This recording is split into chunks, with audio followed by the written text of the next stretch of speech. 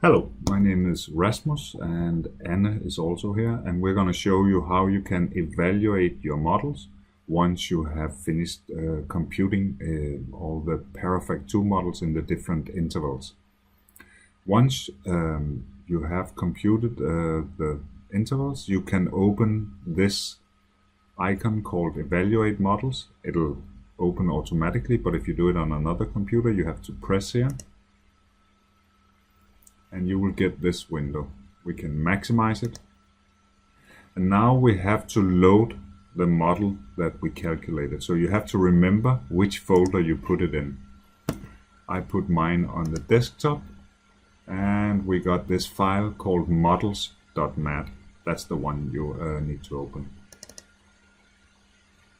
And you can see here that we have 18 intervals. Now for each of these intervals, we have to figure out how many Parafact 2 components to use. And normally it'll start at 0, but I already went through this and decided that I need 3 components. And how did I do that? Well, first of all, you want to check that you have a high fit to the data, so close to 100. It's difficult to say from this exactly how many components to use, but it seems that 2 or more is nice. We definitely don't want 80%. Now the main rule of thumb is that we take the last component number that still has a high core consistency. And a high core consistency means that it's close to 100. That means the model is when the consistency is high, the model is valid, so to speak. So we take as many components as we can get that has a sufficiently high core consistency. Sufficiently high means something like higher than 50%, so closer to 100 than to 0. It may move non-monotonically. Okay, so here I have chosen 3 components. Up here you see a plot of the tick in this particular interval, so we were probably focusing on the peak here that is kind of a shoulder on the big peak, and this is the tick. Now if the model is fine, then the model should explain all the systematic variation here. So we expect that the residuals are small and random, and indeed they look kind of random here. So this is the residual tick, what is remaining in the data after we have removed these 3 components. Up here we see the 3 components, and it seems like we get a baseline, we get the shoulder of the big peak, and we get a nice little peak here. Now I have to tell Paradise that I'm only interested in the peak that is correctly modeled here, so this one. This one we're gonna get in another interval. So we're not interested in saving this particular one, and we're not interested in saving the baseline. Now to figure out which of the 3 components I need to save, I can go in View Separate Illusion Profiles and have a look at the profiles individually. Actually up here I can see that it is component number 1, but it's not always easy to see which component it is. But anyway, let me show you here. It basically shows exactly the same thing as here, but just separately. And you will see that there's a coloring going on here. This is not extremely important for you right now, but we have an automated system that tries to say for each profile whether it's a peak, which will be orange, or if it's a cut-off peak, which will be green, or whether it's baseline, which will be blue.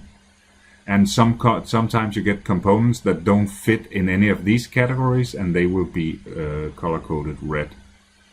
So it's all good and fine here, and what we want is to save component 1. So we want to take the mass spectrum of component 1 and identify NIST, and we want to take the concentrations of component 1 and put them in our Excel sheet together with the name that we get from NIST. So we have to tell Paradise that we need a free component model and we need to save component 1, not 2 and 3. So here we tag the free component model as the one of choice, and we have already said that component 1 needs to be saved. Now we're done with the first interval and we move on to the next one. It takes a little while to update. Here we are.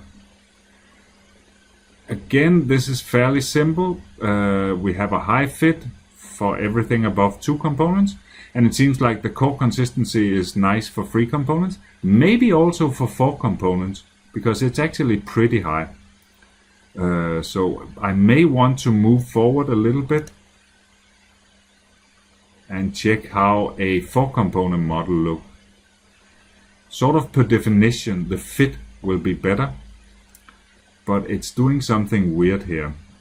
We actually tried to model the data using non-negativity, but it's apparently struggling with getting non-negative illusion profiles.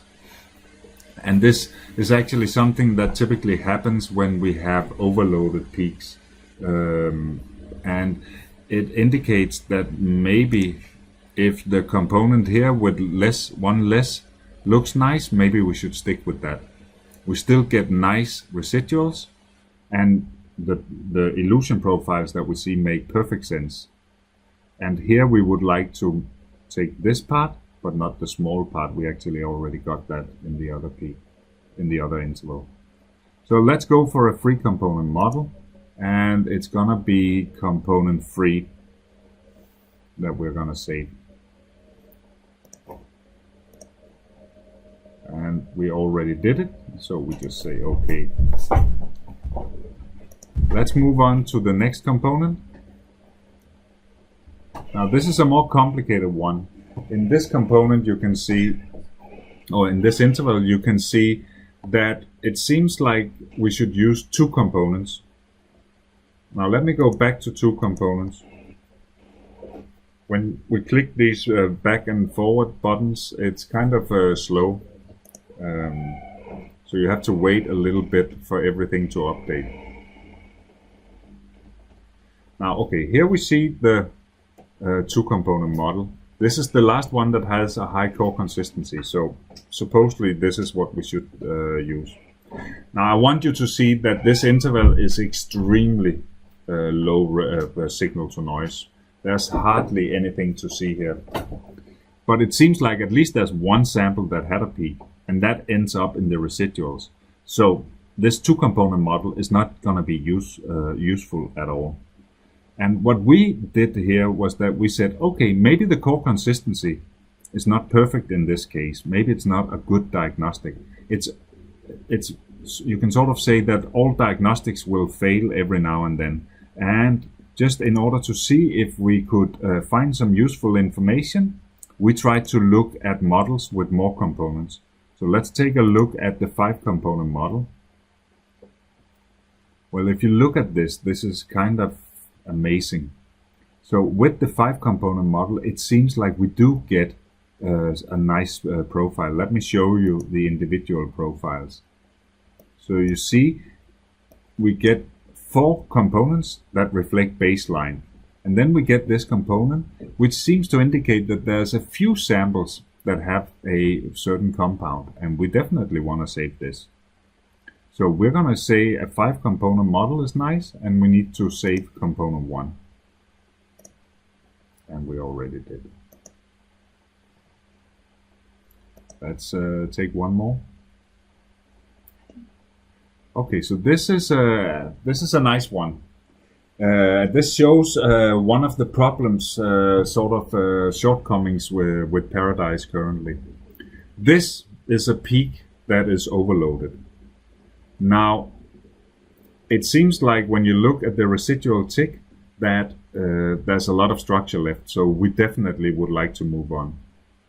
But I will show you that once you do that, you run into problems. A 2 component model does not remove the systematic behavior in the residuals, and it looks kind of weird. It looks like these 2 are sort of mirror images of each other. And it turns out that it's really quite difficult to sort of find any good model.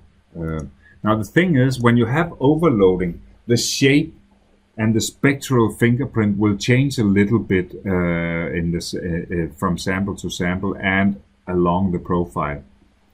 And just sticking with the one component model is typically the best you can do. It's going to give you a nice estimate of the profile. It's going to give you a nice estimate of the spectrum of this compound, and it's going to give you a nice quantification. It's going to leave something in the residuals, but you have to live with that. That's because the Parafact 2 model is not really able to model this overloaded peak so nicely. This is really a problem, you can say, with the chromatography. We would have liked better that we didn't have overloading, but that's difficult to avoid sometimes. So for overloading, we sort of go for the one component model. When we have these huge simple peaks, we go for the one component model normally. Yeah, the simple model. At least the simple model that makes sense when you look at the elution profile. Exactly. Yes, exactly. Okay, let's see if there's more interesting stuff to look at. Yeah. Oh, that's a complicated one. Okay, so this is also kind of interesting because if you go back to the overloaded peak, you can see that here is one of the problems, that actually there's one more peak out here to the right of the overloaded peak, and because it's overloaded and we cannot fit too many components, we never get this one in this interval. Right. So that can be an issue. So here the person who has done the intervals has tried to make an interval around this peak instead, because it's difficult to get it in together with the overloaded peak. But we still have issues, and that can arise after an overloaded peak as well. Let's take a look. Look at this. Life is beautiful. So you see, we definitely get this peak in component number 2, but it's using a hell of a lot of components. So we basically were just going through all the different number of components, and when we see that this peak comes out so nicely, that fits exactly with what we see here, so we're gonna say let's go for it and choose compound number 2. Next one. Again, here you see that we're not always sticking with sort of following the rules. The last one with in a row with the high core consistency. Here we move on, and so you have to sit and go back and forth a little bit and find out where you get results that are consistent with what you see in the tick plot. Yeah, let's stop here. Once you have done all of your intervals, you simply click Make Report, and you will get an Excel sheet with all your different concentrations and identified compounds. That was a short introduction to how to evaluate